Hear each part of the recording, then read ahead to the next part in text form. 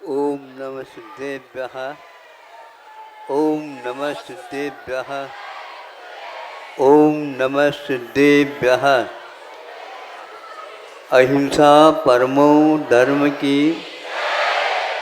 आचार्य गुरुवर श्री कुंद कुंद भगवान की। आचार्य गुरुवर श्री ज्ञान सागर मुनि महाराज की। जय लो परम पूज्य संत श्रमणे आचार्य भगवान विद्यासागर जी महामुनि राज्य की। समस्त आचार्य संघ की। आप लोग जानते हैं, फिर भी आपके सामने यह विषय रख रहा हूँ। रख लें? अच्छा, जानते तो है ही आप, फिर भी रखने योग्य है। आज साक्षात प्रभु नहीं है, रिद्धिधारी मुनि महाराज आज नहीं मिल रहे हैं। फिर भी परंपरागत जो जनवाणी हमें उपलब्ध होती है, उसके आधार पर बड़े बड़े आचार्यों ने आज तक काम किए हैं। मोक्ष मार्ग देखने को नहीं उपलब्ध होता। जैसे आप लोग गाड़ी घोड़े के द्वारा आ जाते हैं तो रास्ता तो दिखता है, किंतु आज मोक्ष मार्ग क्या है यदि कोई पूछता है तो क्या बताएं भैया? बड़ा विचित्र प्रश्न है, लेकिन इसका उत्तर भी ऐसा ही है। ये देखने योग्य नहीं, यदि दिखाने योग्य नहीं, देखना चाहें तो श्रद्धा की आंखों से दिख सकता है। इसके आगे हम कुछ भी नहीं कर सकते। थोड़े से आप लोगों को याद दिलवा दूं।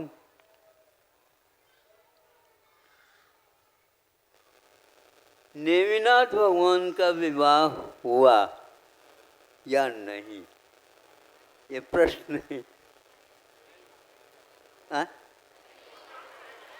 बारात चली गई थी क्या नहीं?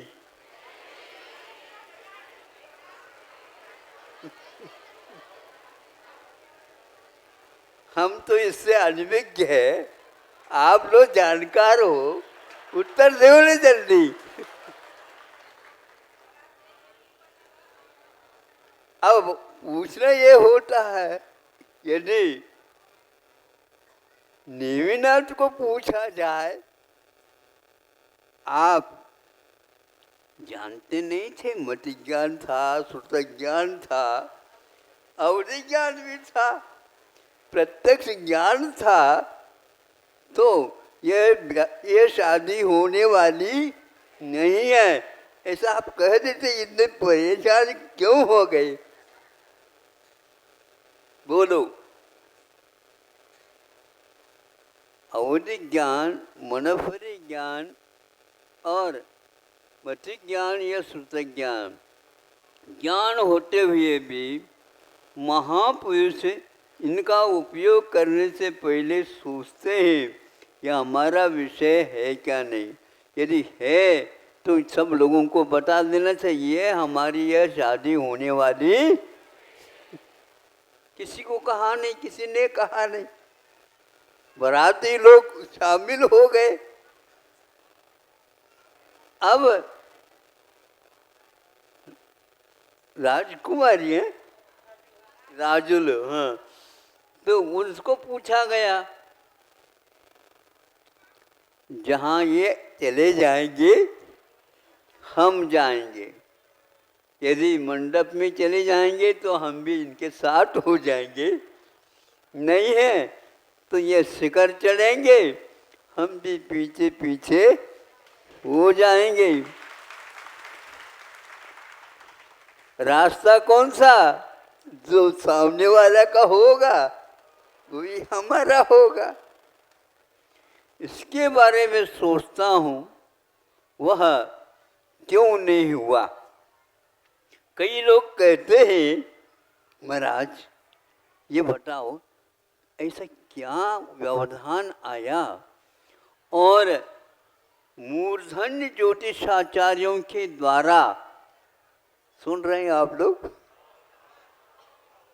हाँ, मूर्धन्य ज्योतिषाचार्यों के द्वारा नक्षत्रों का ज्ञान, मुहूर्त निकालने में कोई आवश्यकता नहीं, दोनों तरफ से ये सब जान करके तय कर लिया गया है कि बढ़िया मुहूर्त तो सोधा हुआ है और इसमें कोई बाधा नहीं आएगी।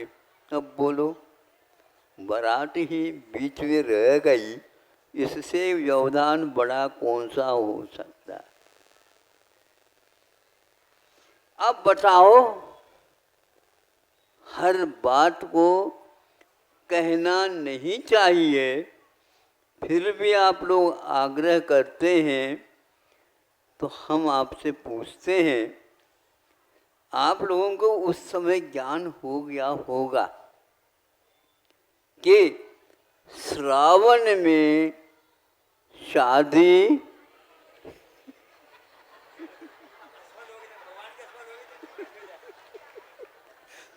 अब बोलो, श्रावण में आज आप लोग शादी क्यों नहीं करते? हमें अपने राजुल को सुरक्षित रखना है।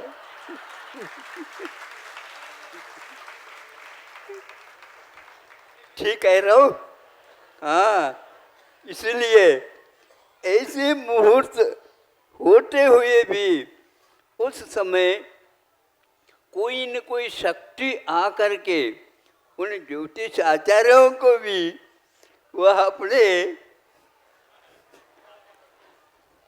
चाबी भर दी होगी और उन्होंने भी ठीक है मुहूर्त, ठीक है मुहूर्त, ठीक है, दोनों तरफ से हुआ, बारात जुट गई, कहाँ इधर कहाँ वह जूनागढ़, सब लोग में किसी के भी मन में यह शंका हुई नहीं।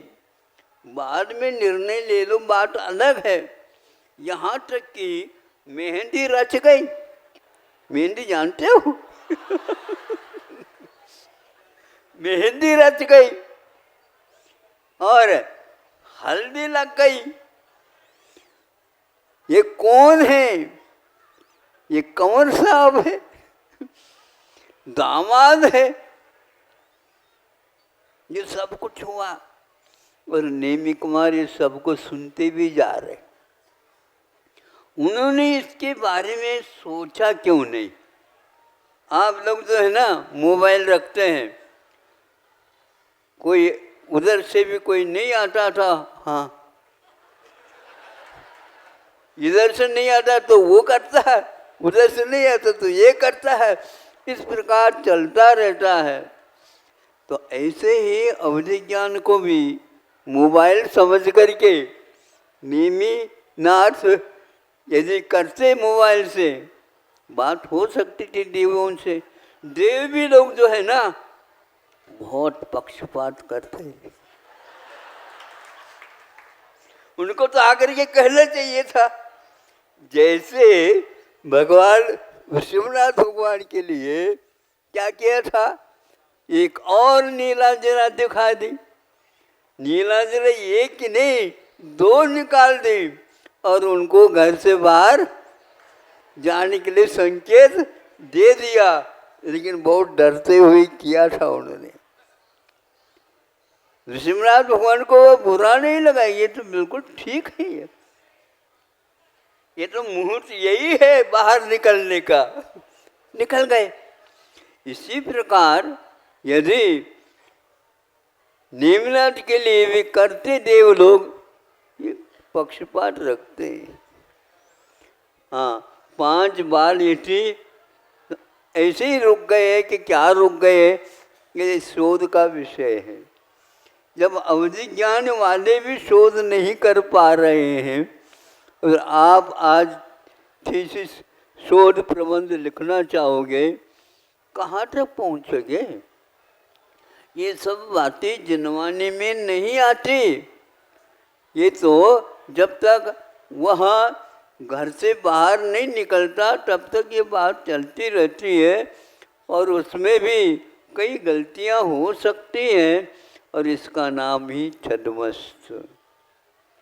छद्मस्त के लिए तत्व, जो कि प्रयोजनभूत तत्व के बारे में ही जानने के लिए कहा है, मेरा तेरा झगड़ा करने के लिए नहीं किया है, क्योंकि ज्ञान का कोई पार नहीं है। जानने योग्य है वही जानो, नहीं तो संकल्प विकल्प का फल होता है संसार। महापुरुष इस प्रकार, इसी प्रकार रामायण का है।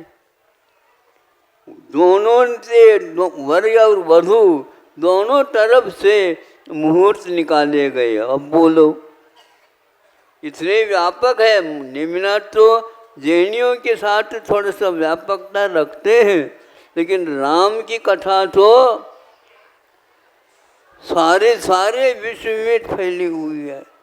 वहाँ पर भी यही हुआ। यदि सीता के साथ उनका हुआ संबंध हुआ तो आप लोगों को याद है, ज्ञात है, सुना है, पढ़ा है, सब कुछ किया। आँखों में पानी आए बिना नहीं रहेगा। केवल महिलाओं को ही नहीं, महाराजों को, कवियों को भी जब देखा लिखा है, उस समय उनको भी आंखें नम हो गई होगी। नम क्या महाराज, 64 धार हो गई होंगी। हाँ, ऐसे दंडक वन में कैसे रह गई? किसी ने मुहूर्त सोचा ही नहीं होगा। बताओ महाराज, आप मुहूर्त अच्छे निकाल दो, हमारा भी कार्य अटके नहीं। ऐसे भैया वहाँ जाओ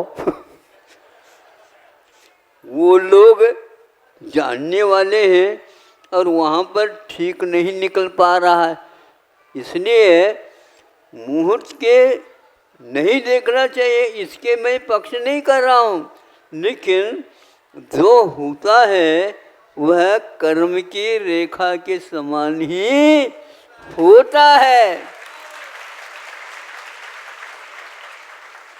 इसी प्रकार हमें समझना चाहिए, कोई भी कार्य बिगड़ भी गया तो हमारे कर्म का उदय है।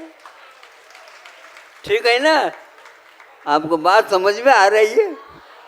इसीलिए घर में पति और पत्नी का, माता का, पिता का, भाई का, बहन का, भाई भाइयों का कभी भी संघर्ष नहीं होना चाहिए।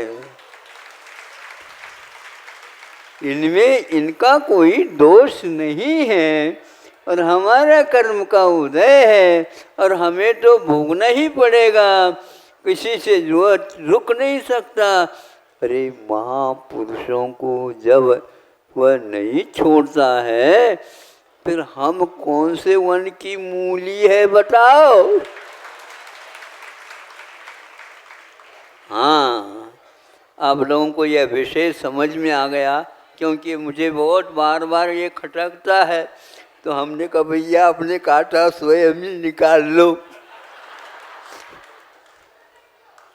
अब आप लोग जा कर के कहेंगे, देखो सुनो, यह ब्याह का जो विषय है यह अपने अपने कर्मों के अनुसार ही होता है। हाँ, इसमें आप कैसे भी मुहूर्त निकालो, मुहूर्त निकालने के उपरांत शादी हो भी जाए तो भी वही जो होगा फल कर्म के अनुसार होगा। और इसके ऊपर विश्वास जो रखता है वही विवाह के लिए हाँ कह देता है। यदि यह जिम्मेदारी लेने की क्षमता नहीं है, किसी को बाध्य नहीं करो। क्या समझे? आपके कहने से तो हम तो फंस गए। कभी कभी आपस में थोड़ा सा संघर्ष हो जाता है तो आ करके कहते, पति पत्नी दोनों आ गए, नमस्ते महाराज आशीर्वाद दे दो। क्यों, क्या बात हो गई? क्या क्या बात हो, आप तो समझते हैं ही नहीं। आपको तो ज्ञात है ही ना, आपको ज्ञात कराने से क्या मतलब? नहीं, फिर भी कुछ हमें कह दो ताकि थोड़ा सा हल्का हो जाए। ऐसे कहते, महाराज 40 वर्ष हो गए, आगे कहूँ 40 वर्ष हो गए झेलते हुए।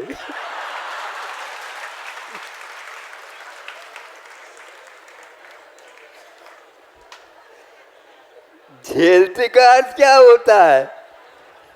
महाराज आपको हम क्या कहें, आप किसी को कहियो नहीं। है? किसी को कहियो नहीं, ये तो होना वही होता है।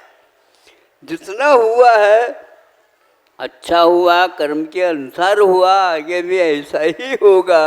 इसलिए किसी के साथ वैर, किसी के पास ऋण आदि आदि नथ रखो और अपना जो प्रवास है उसको पूर्ण करो। कभी भी दुख में और सुख में धनवानी कहती है, बेटा तुम रो नहीं और हंसो नहीं। ये एक पिक्चर है, ये एक सिनेमा है, ये एक नाटक है, उसके अनुसार मंच पर करना होता है। भले ही कोई आंसू नहीं पहुँचने वाला है तो स्वयं ही नहीं समझे, स्वयं ही करो और दूसरे को करते समय दूसरे के सामने हाथ रखो, वो देख न सके, क्योंकि सबका यही पुराण है। इस प्रकार अपने कर्मों को भोगने के लिए यहाँ पर आए हैं तो अपना धर्म का भी अनुपालन करो और याद रखो, बड़े बड़े महापुरुष कदम उठाएं तो वह कभी पीछे नहीं लेते हैं, उन्हीं के वंशज हो आप। इसलिए ये परंपरा, वंश परंपरा से जो काम हो रहा है ये बहुत सौभाग्य से हो रहा है। 4 पुरुषार्थों का विवेचन आप लोगों के लिए किया गया है, उसके अनुसार चलोगे निश्चित रूप से भविष्य भी सुंदर ही रहेगा, उज्जवल रहेगा। और किसी से कुछ मांगो नहीं, प्रभु से यदि मांग सकते हो तो हम और कुछ नहीं चाहते हैं, केवल आपका समागम हमें आगे भी मिलता रहे। अहिंसा परमो धर्म की। चलो परम पूज्य